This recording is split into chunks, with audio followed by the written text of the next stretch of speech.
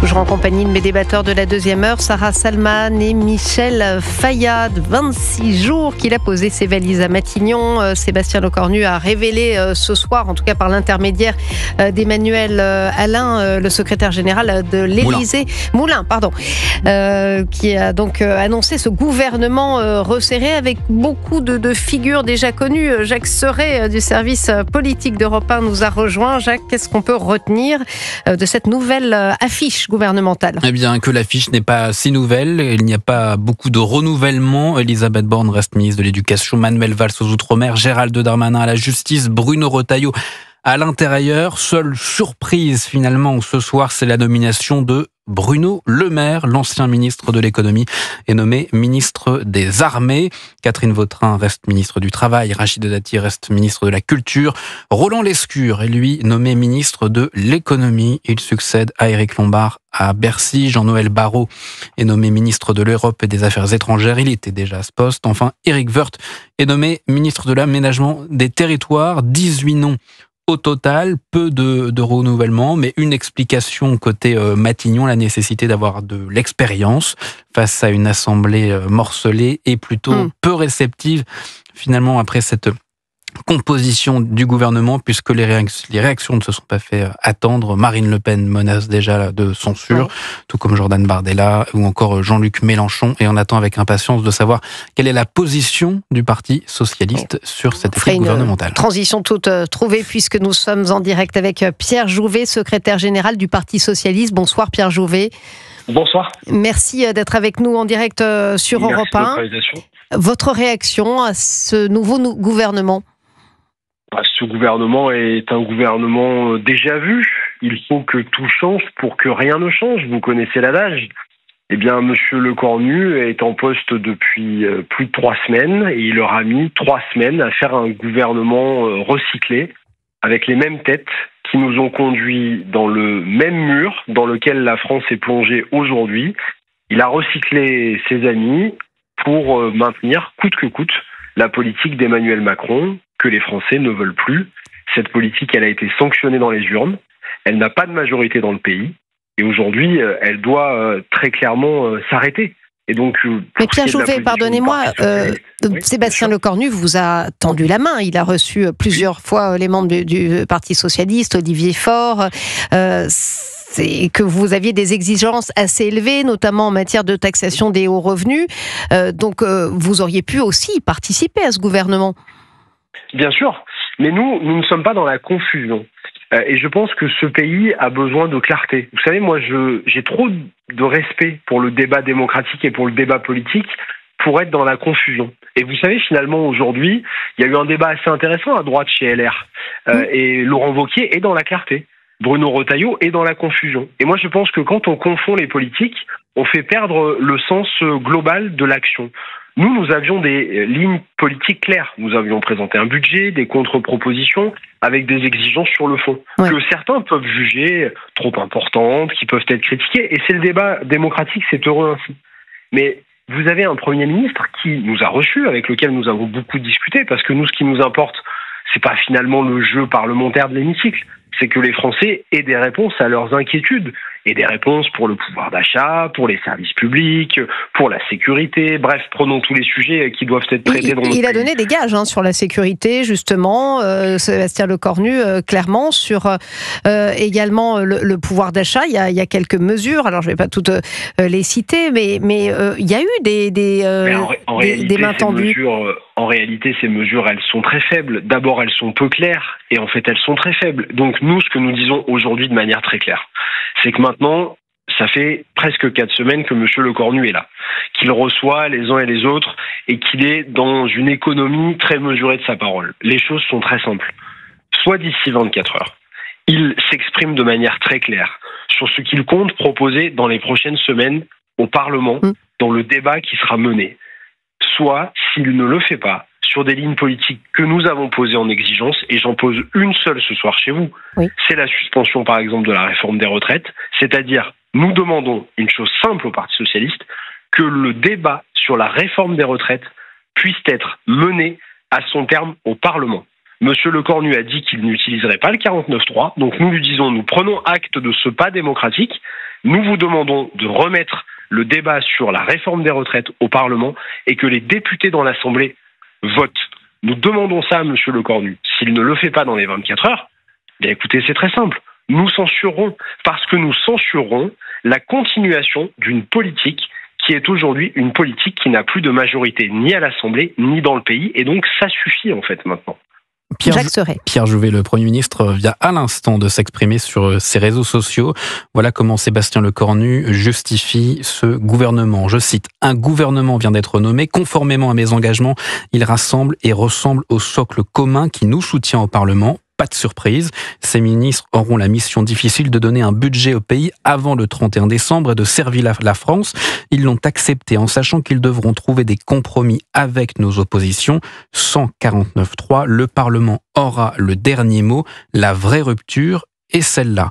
Fin de citation. Voilà pour ce tweet de Sébastien Lecornu à l'instant. La vraie rupture est donc celle du non-usage du 49.3, explique le Premier ministre. Comment est-ce que vous réagissez à cette justification du Premier ministre ? Que c'est un bon pas démocratique, que moi je salue, puisque nous l'avions demandé, et d'ailleurs nous nous étions engagés à ne pas utiliser le 49.3 si le président de la République avait fait le choix de nommer un Premier ministre de gauche, et en l'occurrence un Premier ministre socialiste. Mais je me permets de vous dire que la non-utilisation du 49.3, ça n'a jamais changé la vie des gens, et ça n'a jamais rempli le frigo des Français. Donc en fait maintenant, au-delà de l'utilisation et de la non-utilisation du 49.3, la question, c'est quel débat sur le fond. Vous savez, moi, j'ai assez peu d'admiration pour la 4ème République. J'ai l'impression que M. Lecornu s'amuse beaucoup dans les arcanes de débat et de négociation. Moi, ce que je vois, c'est que les Français sont exaspérés, qu'il n'y a pas de politique qui est conduite dans ce pays, que les chefs d'entreprise n'ont pas de visibilité et qu'on essaye de maintenir et de conduire des politiques qui nous ont mis dans le mur, qui ont créé des déficits comme jamais la France n'en a créé, qui ont créé une situation de tension dans ce pays qui doit être réglée. Donc maintenant, la politique doit reprendre ses droits. À propos de déficit, Pierre Jouvet, que vous inspire le retour de Bruno Le Maire, alors aux anciens combattants et ministres des Armées, pas heureusement, j'imagine pour vous, à l'économie, mais vous avez une réaction sur ce point ? Mais vous vous rendez compte, Bruno Le Maire est l'homme qui est en partie et en très grande partie responsable de la situation de désastre financier dans lequel se retrouve le pays, de désastre financier. Et c'est la prime à l'incompétence de manière permanente. Donc Monsieur Le Maire était ministre de l'économie, il est ensuite allé donner quelques cours pendant plusieurs mois dans une université, et puis là il revient comme ministre des Armées. Mais enfin franchement... Vous auriez préféré que Éric Lombard, qui est plutôt de votre obédience, si j'ose dire, reste à Bercy, parce que vous n'aviez pas l'air satisfait non plus. Vous savez, le casting, en fait, m'importe assez peu, pour vous dire vrai. Et le casting, je pense, n'intéresse pas les gens. Parce que la réalité de ce soir, c'est que cette annonce gouvernementale, tout le monde s'en fiche un petit peu dans le pays. Personne n'attendait ça ce soir. Bon, les gens prennent ça. Le sujet, c'est encore ce que je vous disais juste avant. Oui. C'est la question du contenu et c'est la question du fond politique. Qu'est-ce qu'on amène à voir? Qu'est-ce qui est proposé? Qu'est-ce qui est mis dans le débat parlementaire et quelle copie budgétaire? Jusqu'à présent, on voit que la copie budgétaire est a priori une copie budgétaire qui est encore plus restrictive que la copie qui avait été amenée par François Bayrou, qui a lui-même été censuré. Donc, si vous voulez, je vois pas où tout ça nous mène. Pierre Jouvet, vous avez demandé formellement sur notre antenne tout à l'heure la mise à l'examen au Parlement de la réforme des retraites, mais vous savez bien que Sébastien Lecornu, à plusieurs reprises, a refusé, a fermé la porte à cette réforme qui, il faut bien le dire quand même, est nécessaire pour le pays. Alors, ce qui n'empêche qu'il va revenir sur certains points, les régimes de pension qu'il est prêt à faire évoluer, mais vous savez que c'est une réforme nécessaire. Non, moi je ne partage pas votre point de vue. C'est votre point de vue et je le respecte. Je ne le partage pas. Je pense que cette réforme-là n'est pas une réforme nécessaire. Et surtout, ce que je crois, c'est que elle n'est pas majoritaire, cette réforme. Vous avez à l'Assemblée nationale une majorité de parlementaires de gauche, comme plus à l'extrême droite de l'hémicycle, qui sont contre cette réforme. Vous avez une majorité de Français qui est contre cette réforme. Vous avez eu des millions de manifestants dans la rue et vous avez des gens qui sont allés voter. Et qu'est-ce qu'ils ont fait quand ils sont allés voter au moment de la dissolution ratée du président de la République? Ils ont voté majoritairement pour ceux qui, dans l'hémicycle, étaient pour l'abrogation de la réforme des retraites. Donc, Monsieur Lecornu, son avis personnel ne m'intéresse pas. L'obsession de Monsieur Macron pour maintenir à tout prix cette réforme des retraites ne m'intéresse pas, parce qu'ils n'ont pas raison seuls. Nous ne sommes plus dans un moment où ce sont 2 ou 3 hommes qui, dans un bureau, se répartissent le pouvoir et ont raison contre tout le monde. Il y a une démocratie, il y a un débat, et donc je crois qu'il faut aller au bout de ces débats. En tout cas, vous vous accorderez avec le RN sur ce point, certainement, peut-être, et c'est ce que vous espérez peut-être au Parlement. Jacques Serret. À vous entendre, on se dirige tout droit vers la censure, mais quelle est la position du Parti socialiste pour l'après ? Est-ce que vous continuez de réclamer un gouvernement NFP, ou est-ce que vous appelez à une dissolution dans l'hypothèse où ce gouvernement Lecornu tomberait ? Vous savez, je vais vous répondre avec franchise, parce que je pense qu'il ne faut plus faire de langue de bois dans le moment dans lequel est notre pays. On n'en sait rien parce que le président de la République est le seul qui a ça entre les mains, et le président de la République fait à chaque fois des choix qui sont à l'inverse de ceux qu'il devrait faire. Nous avions dit qu'il fallait nommer un Premier ministre de gauche pour essayer d'aller construire une majorité différente et pour mettre une orientation politique différente. Donc il ne l'a pas fait. Il a décidé de dissoudre l'Assemblée nationale au pire moment du moment démocratique dans lequel nous étions. Nous ne demandons ni dissolution ni destitution. Vous savez, je ne crois pas que le problème se trouve clairement à l'Assemblée nationale. Vous avez une Assemblée nationale qui a été désignée par les Français avec un taux de participation à ces élections qui était très important, sans doute un des plus importants depuis les années 80. Oui, mais alors quelle solution après une censure de ce gouvernement alors ? Mais en fait, vous savez, la solution, c'est que le pouvoir en place, qui se maintient au pouvoir coûte que coûte depuis 8 ans, décide de changer de politique et décide de changer d'orientation. C'est ce que je vous disais juste avant. Le problème, c'est qu'on ne peut pas, et ils ne peuvent pas en permanence, vouloir faire le coup de la soi-disant responsabilité sur le dos des oppositions, et eux, ne rien changer dans leur approche et leur même politique. Malheureusement, les oppositions ont des divergences fondamentales. Oui, ce que vous appelez une rupture n'est pas la même rupture que le RN, et ainsi de suite. Bon. Mais bien sûr, mais je vais vous dire une chose, puisque le camp présidentiel, qui est responsable de la situation du pays, qui a plus d'une centaine de députés, a dans toutes ces expressions le mot de responsabilité à la bouche. Nous leur avions dit les choses de manière claire.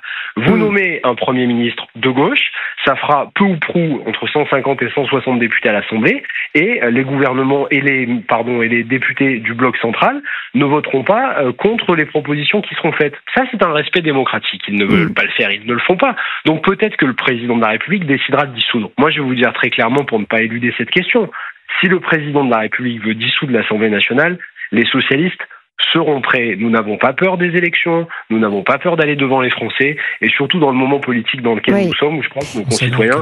Et la question de l'alliance, évidemment, avec LFI se posera pour vous, mais c'est un autre débat, ce sera le débat à ce moment-là. Merci Pierre Jouvet, secrétaire général du Parti socialiste, d'avoir réagi à ce nouveau gouvernement sur l'antenne d'Europe 1. On se retrouve dans quelques instants avec le point sur l'actualité de Maëlle Laurent.